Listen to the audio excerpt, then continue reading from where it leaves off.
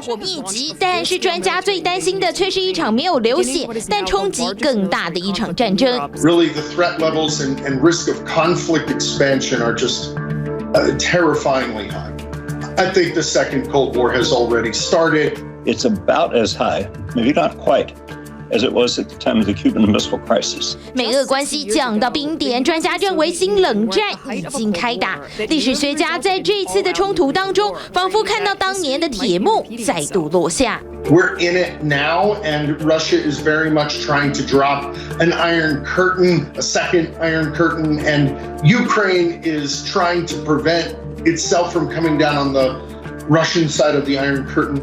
冷战期间，东西德的分裂还历历在目。现在，普京俨然也想让同样的情节在乌克兰上演。Ukraine, it looks as if it's acquiring part of that role now, in as much as it is the final state between the easternmost border of NATO, of democracies, and Russia.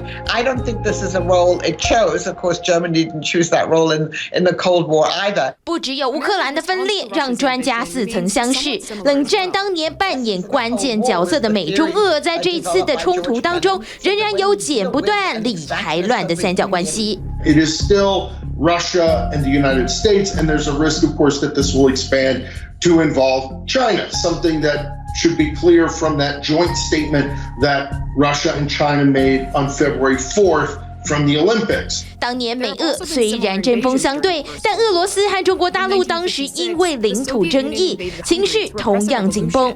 俄罗斯在权衡之下，决定对美国态度软化，只不过今非昔比。The U.S. is in the position that the Soviet Union was in the early 1970s, faced with two major adversaries. So logically, you might argue that it would make sense now for the United States to try and improve ties with China, to try and get China to maybe use some influence on Russia to cease what it's doing, or at least distance itself from Russia. I don't think the Biden administration is willing to do that, having declared that China is the major adversary. 除了中国大陆的角色，专家认为这一次冷战当中，双方对峙的武器也跟以往大不相同。For the moment, nuclear weapons are peripheral to this conflict, apart from the single vague threat that Putin made in ordering an alert.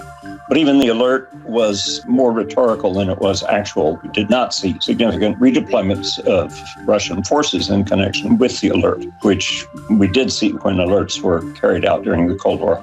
专家点出，这一次的美俄冷战主要战场其实就在经济市场。It's hard to imagine a shooting war breaking out between Russia and the U.S. That would be catastrophic. I think that the sanctions will be put on, and then Russia will seek out other world partners, maybe like China and maybe some of the OPEC countries. And I think a lot of the battles then will be on the economic front. 也因此，这场冷战对全球的经济市场都会造成冲击。The market's been pretty volatile. For the most part, it's been down since the crisis developed, and you'd expect that. The market doesn't like uncertainty. And this casts a lot of uncertainty then in terms of the world economy. 市场更密切观察俄乌战火的动向，战争结果也将牵动经济上的冲击。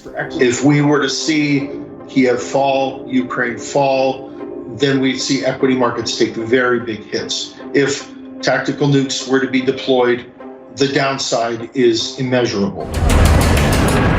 不过，专家倒是乐观表示，目前西方国家的经济体制健全，如果不是全面性的冲突，造成的影响很有限。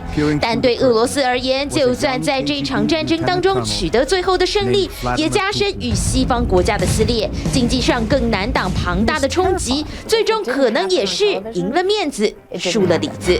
TVBS 新闻综合报道，请支持专门报道国际新闻的全新 YouTube 频道 TVBS 国际 Plus， 扩大视野，掌握趋势。邀请您订阅并且开启通知小铃铛。